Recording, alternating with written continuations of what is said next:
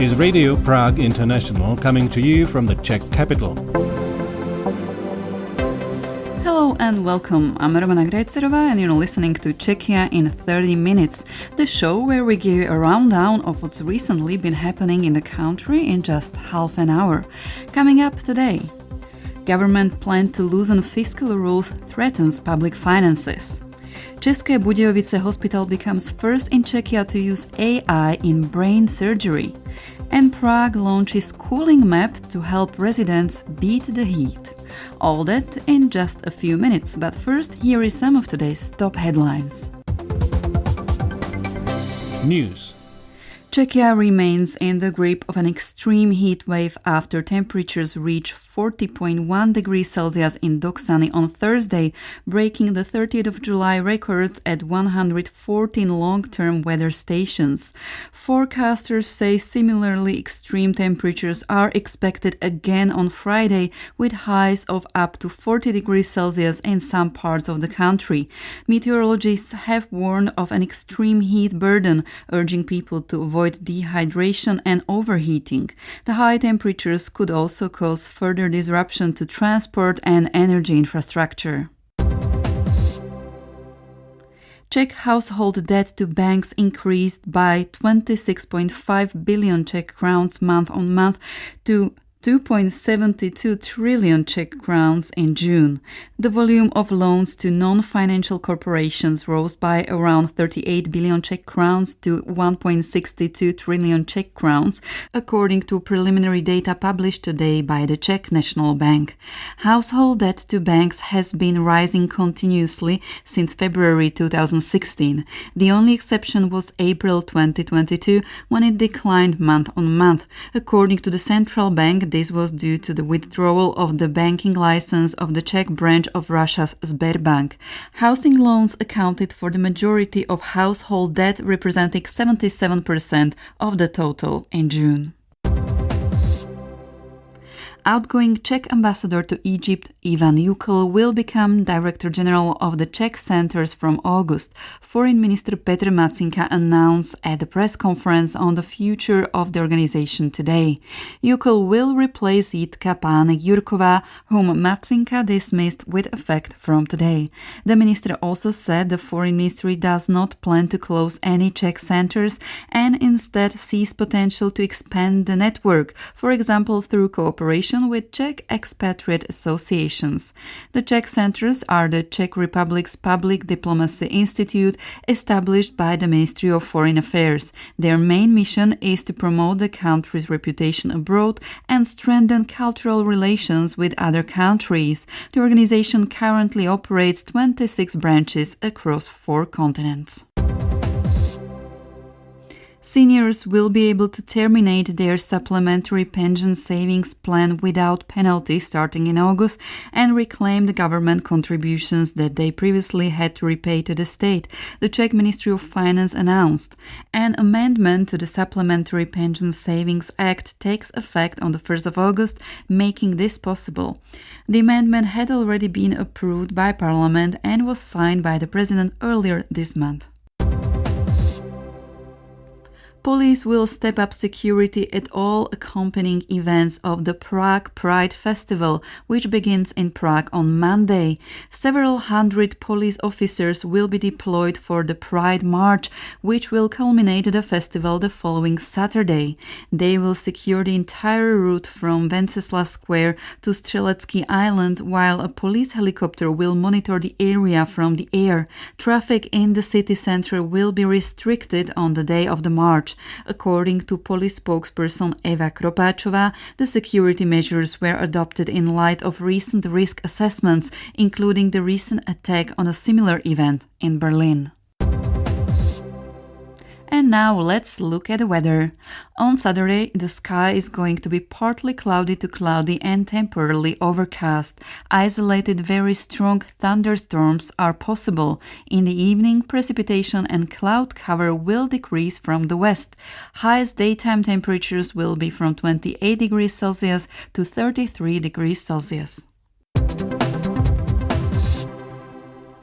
After the news bulletin, let's now look at the first story of today. The opposition Civic Democrats said this week that they were prepared to take a Czech government plan to loosen rules on fiscal responsibility to the Constitutional Court.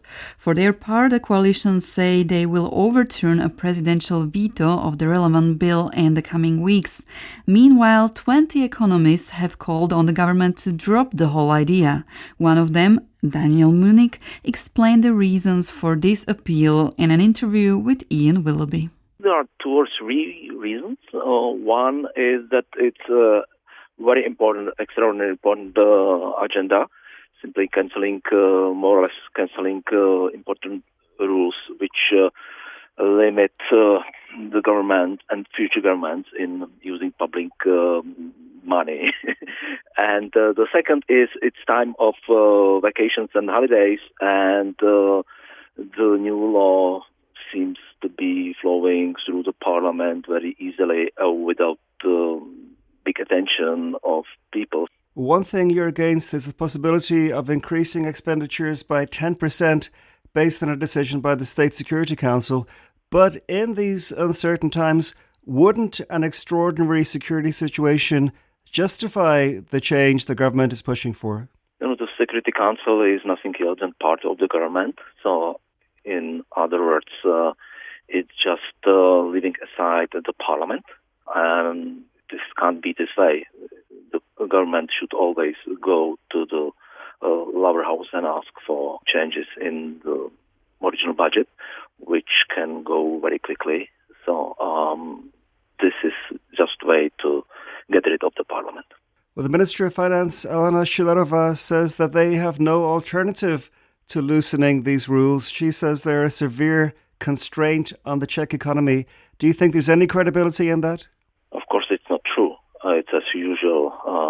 There is very clear and relatively simple alternative, and the alternative is just to increase the taxation of incomes as it was till 2021, before a huge decrease, which was originally planned to be temporary, but it remains there until now. So the tax cut in those times in current prices was 130 billion, which is quite a lot of money, even more money than the government needs now to finance all its promises and obligations. Some people listening to this might say, if this bill is passed and if the government then acts irresponsibly, voters can punish the government. They can in future vote the government out or not vote for those parties anymore. This government will be there till 2029, but the problems, the budgetary problems, the fiscal problems, payment of the debt will show up later on. So the only case when this government would be called by the public is some kind of external crisis which would require much higher spending, which would impose additional burden on the public finances. Well, the government are planning to override the president's veto. In any case, the opposition are saying they will take the matter to the Constitutional Court. How do you think this is most likely to end?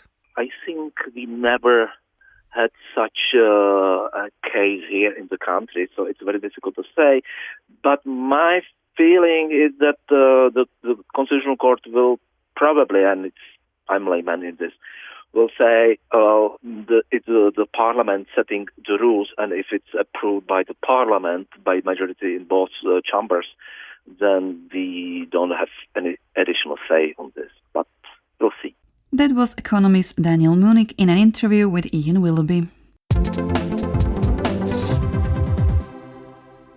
A hospital in the South Bohemian city of České Budějovice has become the first in Czechia to perform brain surgery using a system that combines augmented reality, artificial intelligence and 3D glasses. The technology, currently used at only 3 centers worldwide, is designed to help neurosurgeons perform procedures with greater precision. Ruth Franková continues. The new technology is designed to help surgeons insert an external ventricular drain, a small tube used to remove excess fluid from the brain and relieve pressure. The The procedure is commonly performed in patients suffering from conditions such as brain hemorrhages, traumatic brain injuries or hydrocephalus, where pressure inside the skull can become dangerously high. According to České Budějovice Hospital, it is only the third medical centre in the world to introduce the system, following hospitals in Amsterdam and Utrecht. The first procedure in Czechia was performed by neurosurgeon Martin Papík, who travelled to Utrecht earlier this year to train in using the new system. Before surgery, we create a three-dimensional holographic model of the patient using CT scans. We mark several anatomical points on the patient's head and use them to align the hologram with the real patient. Through special augmented reality glasses, I can then see the planned trajectory of the drainage catheter directly on the patient's head during the procedure. Rather than relying solely on anatomical landmarks on the outside of the head, surgeons can see a hologram of the patient's brain structures projected directly onto the patient's head. That allows them to guide the catheter more precisely, particularly in patients with very narrow ventricles or in those whose ventricles have been pushed out of their normal position by increased pressure inside the skull. The main advantage is greater accuracy. Traditionally, an EVD is inserted freehand. That means that the surgeon uses external anatomical landmarks on the patient's head, such as the nose and the ear, to estimate where the ventricle should be located. With augmented reality, through the headset we can see a three-dimensional model of the patient's ventricular system, aligned directly with the patient's head, almost as we could look inside the skull in real time. Although the technology is still considered experimental, studies suggest it could improve the success rate of catheter placement while reducing the need for repeated attempts. For patients, that could mean a lower risk of complications such as bleeding, infection or damage to surrounding brain tissue. Before the system could be introduced into clinical practice, it had to undergo extensive testing and meet strict safety and data protection requirements. Dr. Papík believes augmented reality and artificial intelligence are likely to become an increasingly important part of neurosurgery. I believe it has strong potential. At the moment, this technology becomes useful for understanding complex anatomical relationships and for planning surgical procedures before the surgery. What is especially exciting is that we can now begin to use them also during the surgery. Although the system has so far been used only in a small number of cases worldwide, doctors hope it will eventually make brain surgery safer by improving precision and reducing the risk of complications. Ruth Frankova with that report. Longer and more intense heat waves are becoming a growing challenge for Prague, where the urban landscape traps heat long after sunset. City officials are responding with a range of adaptation measures, including an interactive map of cooling locations and plans to expand the network of public cool zones. Vít Pohanka has the story. Standing by a newly installed fountain in the lower part of Wenceslas Square, you can watch one of the city's newest cooling features in action. 16 water jets cool not only the surrounding air and pavement, but also anyone walking by. Je to vlastně ten příjemný prvek, který pomáhá. Jan Richter, a climate adaptation specialist at Prague City Hall, says features like this fountain offer people welcome relief during periods of extreme heat. The fountain is just one of hundreds of cooling points now included on a new interactive online map. Vladimír Antoník Bláha from the city-owned technology company, Operator ICT, opens the map on his smartphone. Samozřejmě, kteří mají zájem podívat se do té mapy, tak ji naleznou na oázy chladu. He explains that the map already includes drinking fountains, misting stations, decorative fountains, public pumps, springs and other water sources. Users can also navigate directly to the nearest location to refill a bottle or cool down. The map is in Czech only, but the graphic design should be easy to understand even for non-Czech speakers. Vladimír Antonín Bláha says this is only the beginning. Mapu chceme dále rozšiřovat, aby tam byly i třeba takzvané chladné zóny, to znamená prvky, chladnější místa. Dovedeme si The city plans to expand the map to include so-called cool zones and eventually air-conditioned public spaces where people could escape the worst heat during future heat waves. The first one in June showed just how useful such places can be. Several Prague district councils opened air-conditioned public buildings where residents could take a break from the extreme temperatures. The idea is already being expanded. During the current heat wave, Prague has opened an air-conditioned public cooling center in the ground floor of Škoda Palace, the city's administrative headquarters near Wenceslas Square.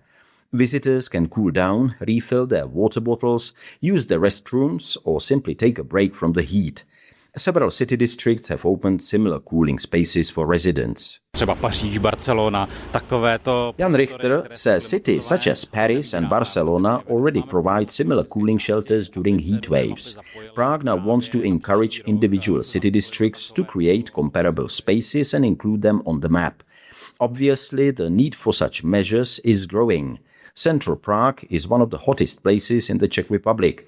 Tropical days are becoming more frequent and temperatures here are rising faster than in many other parts of the country. Je to vlastně důsledek spojení dvou vlivů, jak klimatické. Climate researcher Pavel Zahradníček from the Czech Academy of Sciences says this is the result of two effects reinforcing each other: global climate change and the urban heat island effect. Unlike the surrounding countryside, cities also remain much warmer after sunset. Západem slunce se okolní krajina. Pavel Zahradníček explains that concrete and buildings release the heat they have absorbed during the day, while narrow streets limit air circulation. As a result, nighttime temperatures in the city center can remain as much as 7 to 10 degrees Celsius higher than in nearby rural areas. One of the most effective ways to counter that effect is surprisingly simple: plant more trees. Strom je ta nejlepší přirozená klimatizace. Jan Richter calls mature trees the best natural air conditioning. He says Prague is planting more climate-resilient trees, creating new tree-lined streets and supporting green roofs and green facades, although, as he admits, these measures usually take much longer to implement than the city would like. Thank you to Vít Pohanka for his report.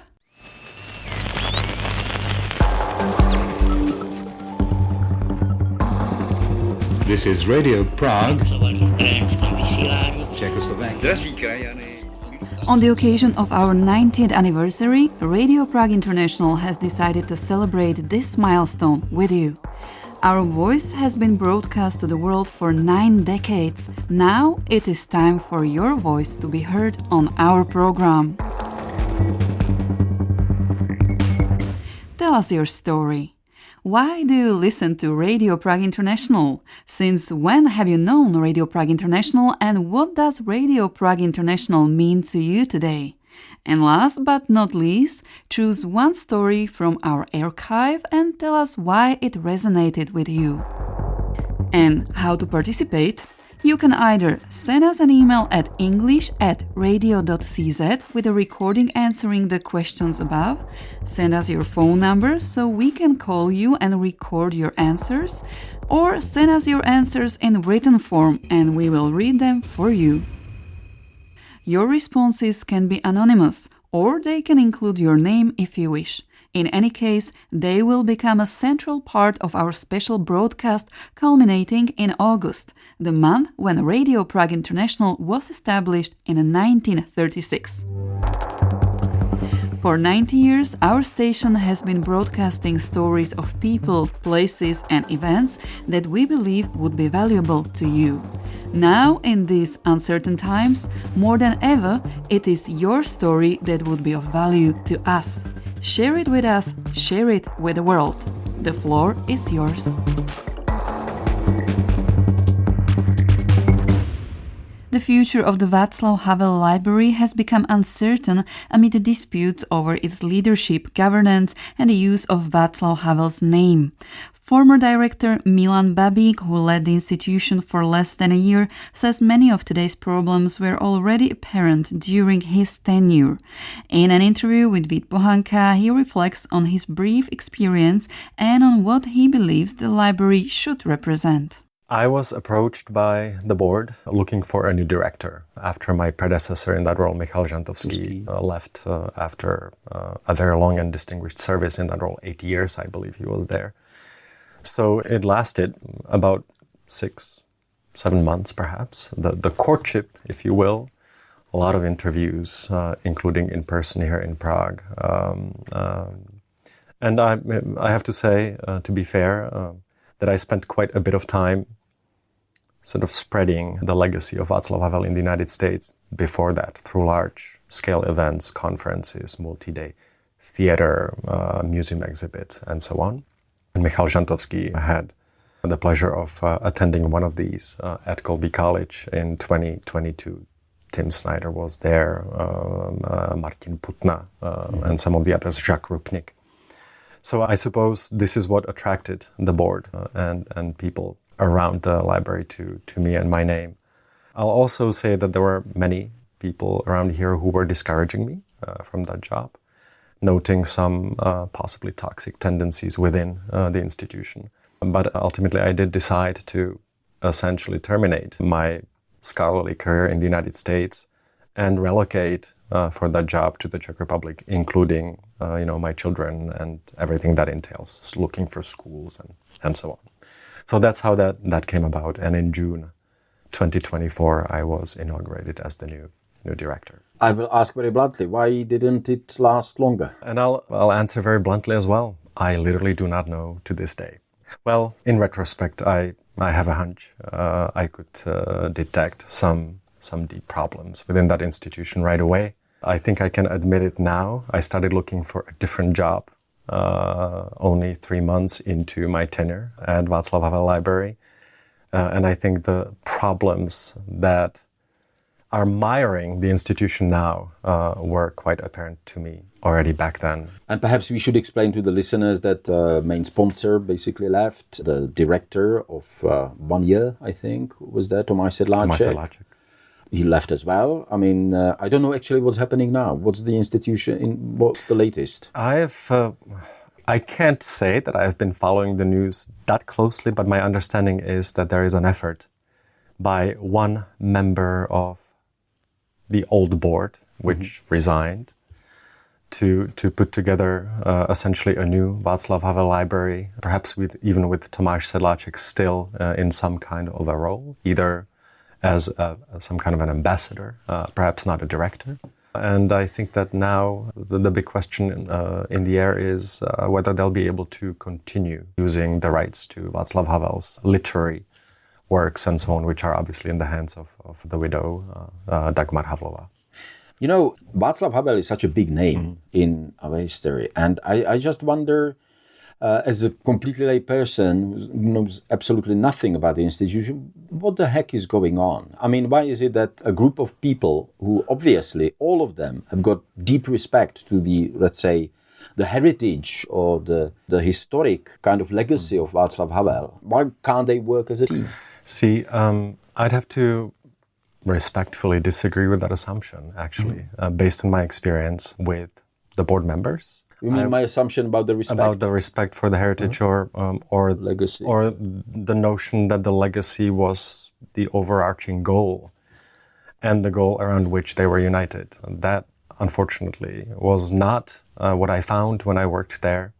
I realized that I myself was quite naive, coming into that job thinking that that's what we were all supposed to be doing. So for me, it was a deeply sobering, sad, and professionally humiliating experience. So insofar as there is any future for the institution, I do not believe that that future will come together successfully if any of the old board members are involved with the new Václav Havel Library, if there is one to be formed. That's kind of heavy stuff. That's heavier than I expected talking about that. But Perhaps we've got some listeners in the United States. Just to explain, this is a very new tradition, unlike in the United States, where we've got the presidential libraries. That's right. Barack Obama now opened his center. That's a wonderful building in Chicago. But that was actually the intention and Václav Havel's desire to basically have a library in the style of American presidential libraries. That's what I thought, yeah. Exactly. It would be a place that would serve as an archive, certainly, and a documentation center. But for him, I think the really important part, the really important characteristic was to have a place that would be alive, that would be a meeting place, a vibrant place, a hub of civil society where people could come together and discuss things, not just pertinent or relevant to his tenure as a president or dissident or playwright, not just dwell on this archival evidence and endlessly regurgitate what was the meaning of this or that passage in his works, but really relate his ideas to contemporary issues and the future. Obviously, all in pursuit of freedom and democracy. I don't want to overgeneralize, but I just wonder what it says about Czech society and the Czechs' kind of relationship to figures such as Václav Havel. We've got still Institute Václava Klause, Václav Klaus Institute. Have you ever been there? To the Klaus Institute? No. And perhaps I should pay them a visit. I'm not sure they'd let me in, but perhaps they would. It is sad. It is truly sad. And we're talking in the 90th year after Havel's birth. This is the 90th anniversary of his birth. Should have been a year of celebration. And I do understand that he is a polarizing figure, and I completely respect my fellow citizens' right to disagree with my view of Václav Havel. I do regard him as an important figure. I do think that some of his writings and ideas are truly timeless and applicable to all kinds of contexts. I completely respect those who disagree with me, and I'm happy to engage in discussion with them. But nonetheless, I'm very saddened by the fact that those who should gravitate towards him and celebrate him and really use him to buttress and support their position in defending our civil society today, because these are truly difficult times when it comes to democracy and freedom. I was truly saddened to see that they do not work together, and in fact that Václav Havel perhaps is not even the main motivating factor, that there are other interests behind the functioning of that institution, that it in some ways had nothing to do with Václav Havel at all.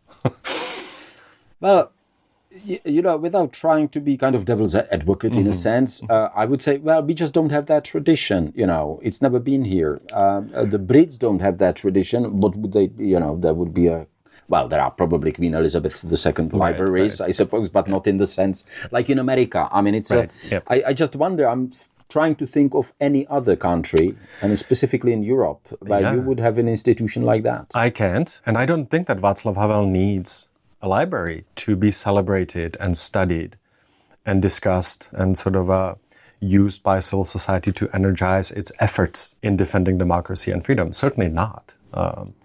But that said, I think that at least some of the elements, some of the programs run by the Václav Havel Library were quite vital, were very important. Example? The club program, right? The regular meetings, evening meetings around various speakers. That's something that certainly I find very beneficial. Just a place to meet, discuss, hash out different ideas, free and open to the public. I think that's exactly what should be happening. That's the kind of parallel structure to the government that lets you escape the media noise, the political speeches, and really engage with your fellow citizens in a safe place, right?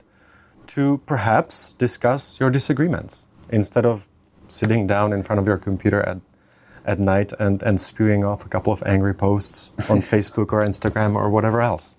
So anything that promotes that kind of civil discussion, and Václav Havel Library did that to me is very important. Thank you to Vít Pohanka for his story, and with that we have reached the end of today's program.